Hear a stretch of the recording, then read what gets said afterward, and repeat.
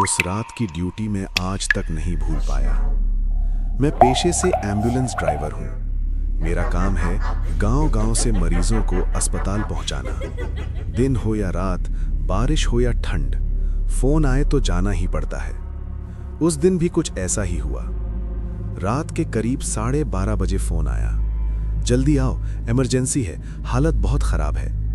दिल तो बिल्कुल नहीं कर रहा था निकलने का, पर यह काम ऐसा है जहां मन नहीं, जिम्मेदारी चलती है।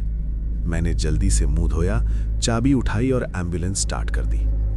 मेरा गांव उस गांव से करीब 1 घंटा दूर था।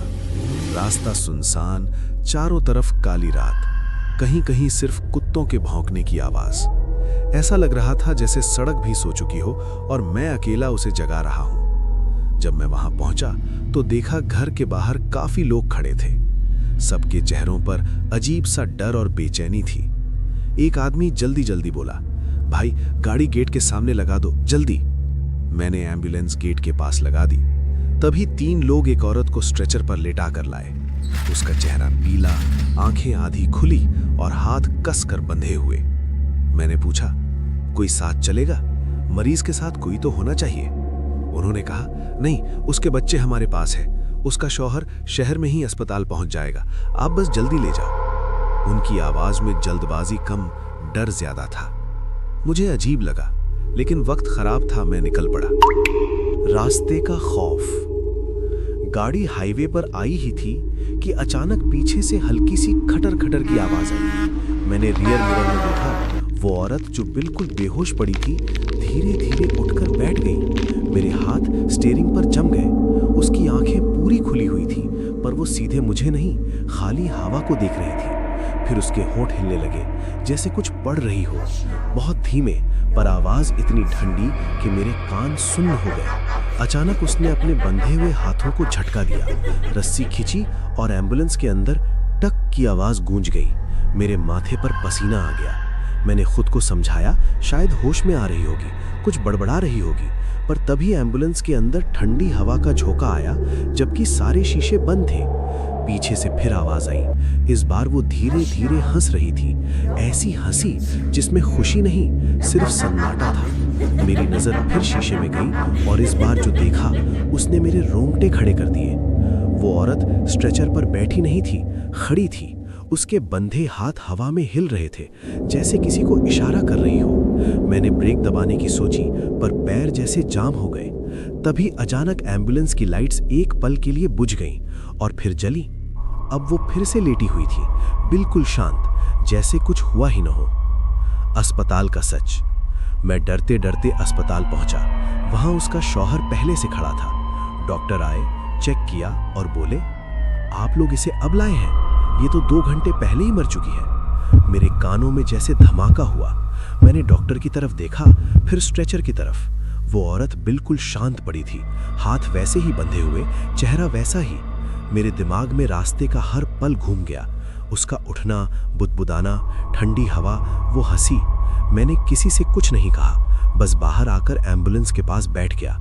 उस रात पहली बार मुझे लगा, कुछ सफर ऐसे होते हैं जहां मरीज पीछे नहीं, डर पीछे बैठा होता है। अस्पताल के बाहर ठंडी हवा चल रही थी। मैं एम्बुलेंस के बोनेट से टिक कर खड़ा था, पर मेरे हाथ अब भी कांप रहे थे। डॉक्टर की बात कानों में बार बार गूंज रही थी। 2 घंटे पहले ही। मैंने सिर झटका, खुद को संभाला, सोचा काम खत्म, अब वापस गांव लौटना है। लेकिन असली सफर तो शायद अभी बाकी था। मैं एम्बुलेंस में बैठा, चाबी घुमाई, इंजन गरजा। रियर मिरर में देखा, स्ट्रेचर खाली था। दिल को थोड़ा सुकून मिला। मैंने गहरी सांस ली और गाड़ी मोड़ दी। रात और भी गहरी हो चुकी थी। सड़क पर अब एक भी गाड़ी नहीं, सिर्फ मेरी एम्बुलेंस की हेडलाइट और दूर दूर तक फैला अंधेरा। करीब 10 मिनट चले होंगे कि पीछे से हल्की सी ठक ठक की आवाज आई। मैंने सोचा शायद स्ट्रेचर का पहिया हिल रहा होगा, पर आवाज फिर आई। इस बार थोड़ी साफ, जैसे कोई उंगलियों से शीशे पर धीरे धीरे दस्तक दे रहा हो। मैंने हिम्मत जुटाकर मिरर में देखा। स्ट्रेचर खाली नहीं था, वहीं वही औरत लेटी थी, सफेद चादर आधी सरकी हुई, चेहरा वैसा ही शांत, हाथ अब भी बंधे हुए। मेरे गले से आवाज तक नहीं निकली। मैंने तुरंत ब्रेक दबाने की सोची, पर पैर जैसे सुन्न हो गए। तभी एम्बुलेंस के अंदर की लाइट अपने आप जल गई और उसी पल वो औरत धीरे धीरे बैठ गई। उसकी गर्दन टेढ़ी होकर मेरी तरफ मुड़ी, आंखें खुलीं, पर उनमें कोई चमक नहीं, सिर्फ खालीपन। मेरे कानों में फिर वही बुदबुदाहट गूंजने लगी, धीमी, टूटी फूटी, जैसे कोई बहुत दूर से पुकार रहा हो। मैंने खुद से कहा, नजर का धोखा है, डर है, कुछ नहीं। पर तभी स्टीयरिंग अपने आप हल्का सा दाएं मुड़ा, गाड़ी सड़क के किनारे की तरफ जाने लगी। मैंने झटके से कंट्रोल किया। दिल इतनी तेज धड़क रहा था कि लगा सीना फट जाएगा। पीछे से फिर वही टक टक टक, इस बार जोर से। मैंने हिम्मत करके फिर देखा।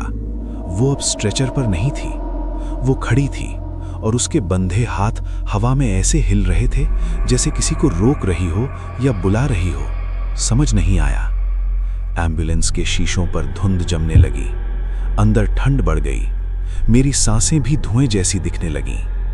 अचानक सामने सड़क पर दूर एक आकृति दिखी, सफेद कपड़े, बीच सड़क पर खड़ी। मैंने हेडलाइट हाई की, पर वो वहीं बिना हिले खड़ी रही। पीछे से फिर फुसफुसा हटाई और उसी पल मुझे एहसास हुआ, पीछे खड़ी औरत की परछाई सामने सड़क पर भी दिख रही थी। मेरे हाथ स्टीयरिंग पर जकड़ गए। गाड़ी आगे बढ़ रही थी। सामने वाली आकृति पास आती जा रही थी और पीछे मिरर में वो औरत अब बिल्कुल मेरे ठीक पीछे झुकी हुई थी, जैसे कुछ कहने वाली हो। इंजन की आवाज तेज होती गई। सड़क खाली थी, पर मुझे लग रहा था मैं अकेला नहीं हूं और ये वापसी का रास्ता शायद उतना सीधा नहीं जितना दिख रहा है। एम्बुलेंस आगे बढ़ती रही और अंधेरा और गहरा होता गया।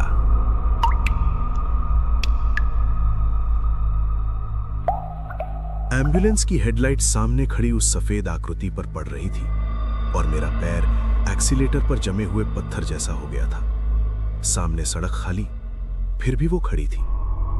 पीछे मिरर में झांकने की हिम्मत नहीं हो रही थी, क्योंकि मुझे महसूस हो रहा था वो मेरे ठीक पीछे है, बहुत पास।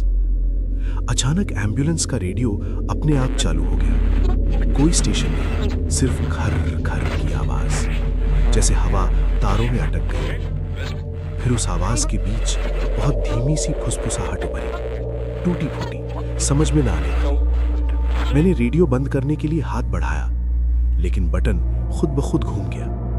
आवाज और तेज हो गई। सामने खड़ी आकृति अब धीरे धीरे पीछे हट रही थी, जैसे मुझे आगे आने का इशारा कर रही हो।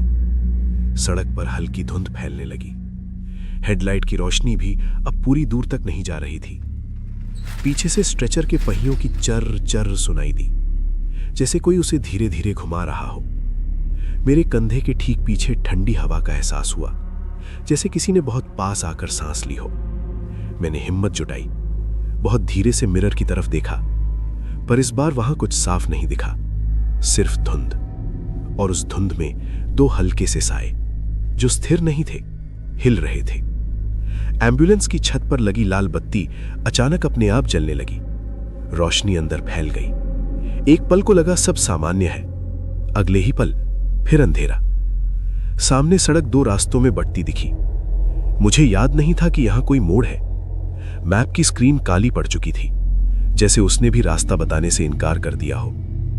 पीछे से फिर वही धीमी बुदबुदाहट, अब थोड़ी साफ, जैसे कोई नाम पुकार रहा हो, पर आवाज इतनी धीमी कि शब्द पकड़ में नहीं आ रहे थे।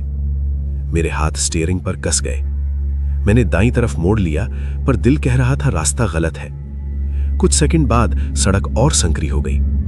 पेड़ों की परछाइयां शीशों पर फिसलने लगी। ऐसा लग रहा था जैसे कोई साथ साथ दौड़ रहा हो। अचानक एम्बुलेंस के पीछे का दरवाजा हल्का सा हिला। लॉक तो किया था, फिर भी। एक बार, फिर दूसरी बार। मैंने सांस रोकी। रेडियो फिर खुद ब खुद चालू हुआ। इस बार खर खर के बीच जैसे किसी की धीमी रोने जैसी ध्वनि थी, बहुत दूर, बहुत गहरी। सड़क आगे अंधेरे में गुम हो रही थी। हेडलाइट की रोशनी बस कुछ मीटर तक ही दिख रही थी।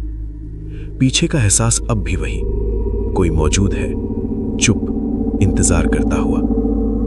एम्बुलेंस चलती रही, मोड़ पर मोड़ आते गए, और हर मोड़ के बाद रात थोड़ी और भारी होती गई, जैसे ये रास्ता खत्म। मैंने गाड़ी की स्पीड कम की।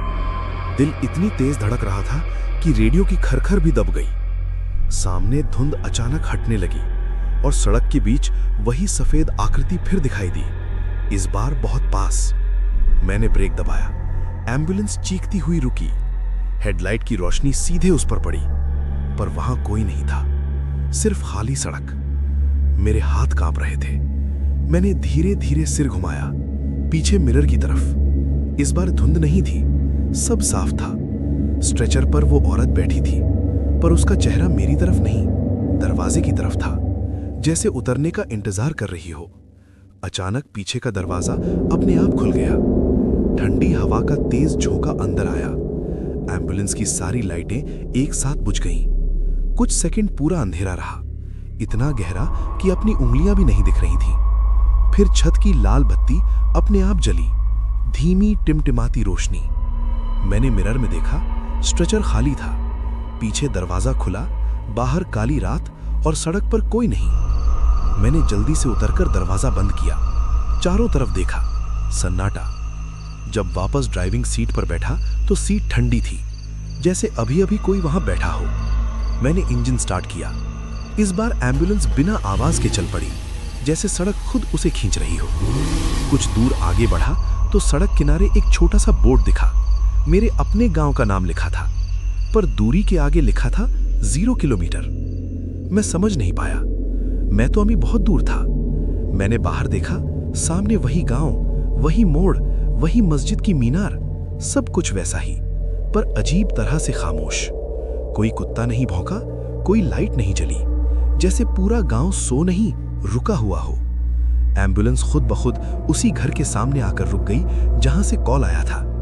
गेट खुला हुआ था, अंदर वही लोग खड़े थे, उसी तरह, उसी जगह, जैसे 1 घंटे पहले खड़े थे। एक आदमी आगे आया, धीरे से बोला, ले आए। मेरे होंठ सूख गए। मैंने कहा, वो तो अस्पताल में। वो हल्का सा मुस्कुराया, उसकी आंखों में कोई चमक नहीं थी। उसने पीछे एम्बुलेंस की तरफ इशारा किया। मैंने कांपते हुए दरवाजा खोला। स्ट्रेचर पर वही औरत लेटी थी, शांत, आंखें बंद, हाथ बंधे हुए। मैं पीछे हटा, मुड़कर उन लोगों को देखने लगा, पर वहां कोई नहीं था। गेट बंद, घर अंधेरा, जैसे सालों से खाली हो। एम्बुलेंस की लाल बत्ती अपने आप घूमने लगी। उसकी रोशनी में मैंने आखिरी बार स्ट्रेचर की तरफ देखा। वो औरत धीरे धीरे आंखें खोल रही थी, और इस बार उसकी नजर सीधे मुझ पर थी। इंजन अपने आप स्टार्ट हो गया, दरवाजे खुद बंद हो गए, स्टीयरिंग मेरे हाथों के बिना घूमने लगा। एम्बुलेंस फिर उसी सड़क पर लौट पड़ी, जहां न कोई गाड़ी थी, न कोई मंजिल, और रियर मिरर में अब सिर्फ मैं नहीं था, कोई और भी बैठा था, चुप, मुस्कुराता हुआ, जैसे ये सफर अभी खत्म नहीं, बल्कि अब शुरू हुआ हो।